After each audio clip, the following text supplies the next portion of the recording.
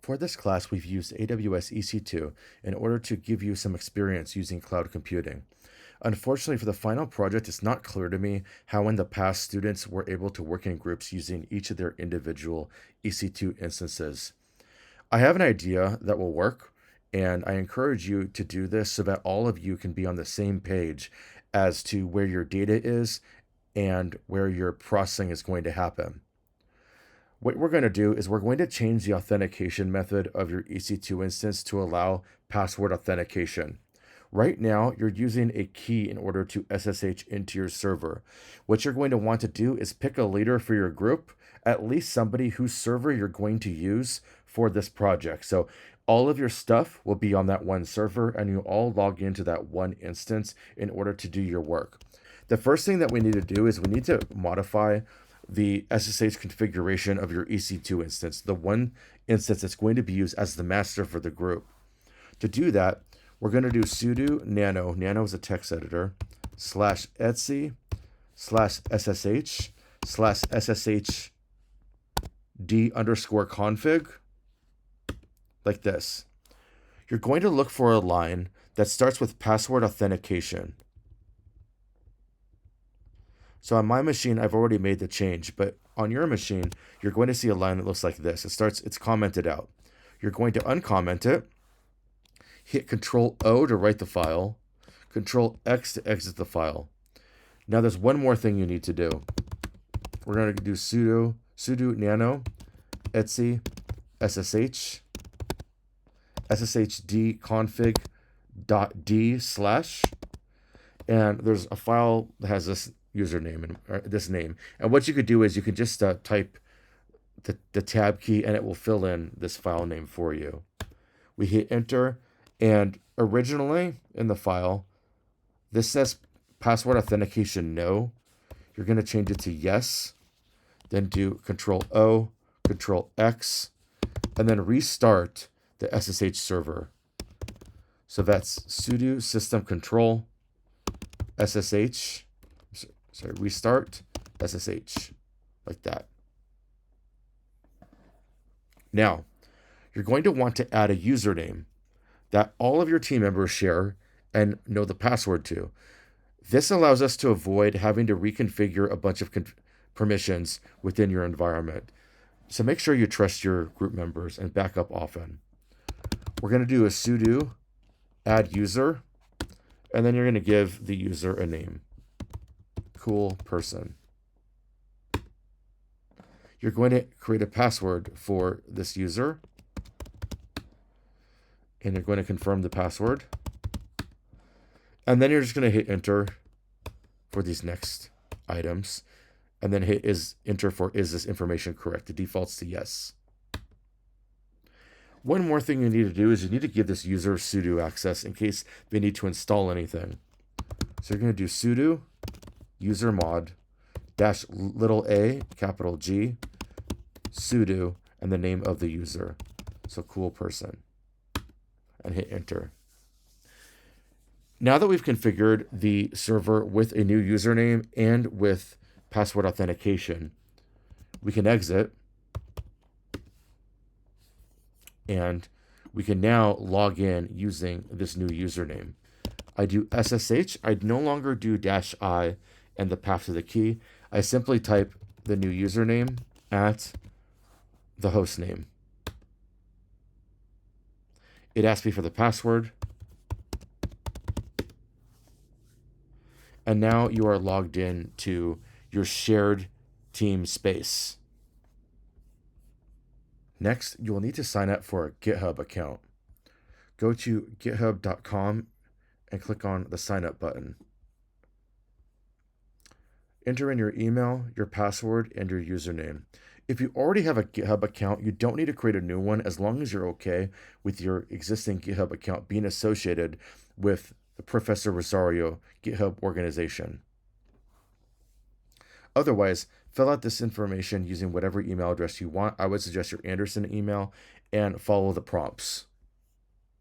Once you know who is going to be in your group, you will need to tell us the members of your group. Follow the link provided on Piazza to fill out the Google form. Specify the name of each member of your group using their MyUCLA name. Then enter their GitHub username. This will allow us to grant you access to the Professor Rosario GitHub organization where you will submit your work. Once we have collected the names and GitHub usernames for your group, you will receive an email from GitHub inviting you to Prof. Rosario courses at UCLA organization. Click on the link in the email and click on Join Prof. Rosario courses at UCLA. You see that your team does not have any repositories. You don't have any access yet. We are going to create a repository for you, as you cannot create it yourself. So we'll create the repository for you and give you full access to the repository. Once you've created your GitHub account and accepted the invite into the organization, you now need to do one last step that's pretty annoying, but it's for your safety and security apparently. You're going to go to the top right of the screen and you're going to choose Settings. Scroll down to the bottom where it says Developer Settings. And then hit Personal Access Tokens. I suggest using Tokens Classic for this. Click on Generate a New Token, Classic, and give it a name, so 405 Final Project. Set an expiration date. I recommend an expiration date of no sooner than 60 days. I'm going to use no expiration. And I'm just going to select all the permissions.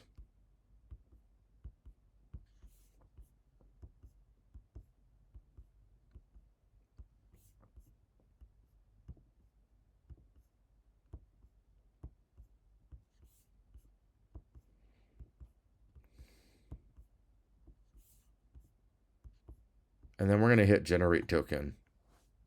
Now, this is very important. This string is only going to be showed to you once. If you don't copy this string to a text file or somewhere important, you will need to generate another token in order to be able to use it. So let's save that somewhere safe here. And the token is specific to your GitHub user.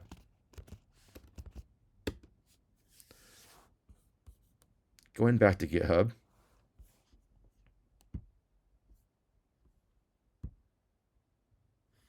You see I have an empty repository here that's created by the TAs or the instructor. Now we're going to clone this repository. So we copy the link. We go into our terminal. You should probably do this on your personal laptop. I'm doing it on my EC2 instance because I already have Git installed.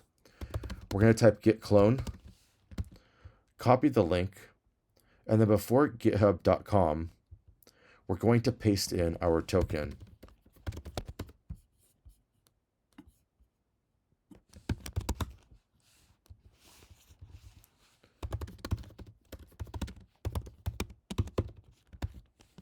With the @ symbol, followed by github.com, and then the rest of the URL. Okay, now if I cd into cool team, I have access to all of my code. Now I can modify, say, my README file.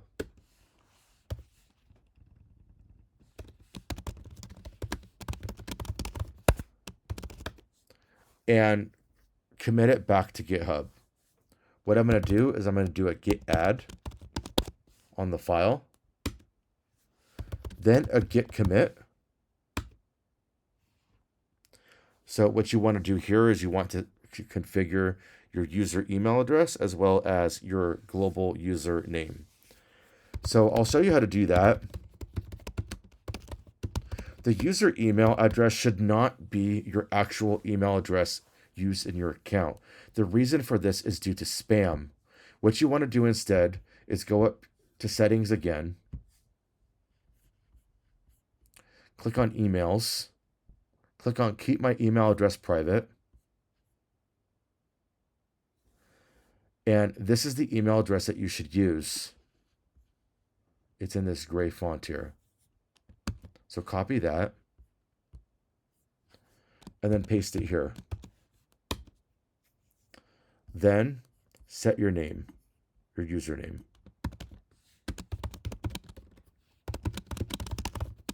Like so. Now try the commit again.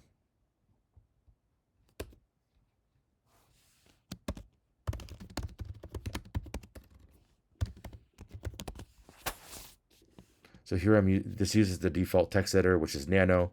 So again, Control O, Enter, Control X to get out. Now you're going to push this change. Now the change is available on GitHub. So I'm going to go back here, back to the organization. Here is my repository here. You see my commit has been registered here. And if I click on README, I have the new text here containing my name. We'll provide you with more support on Git as needed. We require that you submit your code on Git into GitHub. However, if you choose not to use it for your day-to-day uses, that's okay, but we do need you to submit your final code via GitHub. Once the course is done, you can remove the repository from the organization and post it into your own personal GitHub to show off to potential employers and others. So I hope this was helpful, and if you have any questions, please let the TAs or I know on Piazza or during class.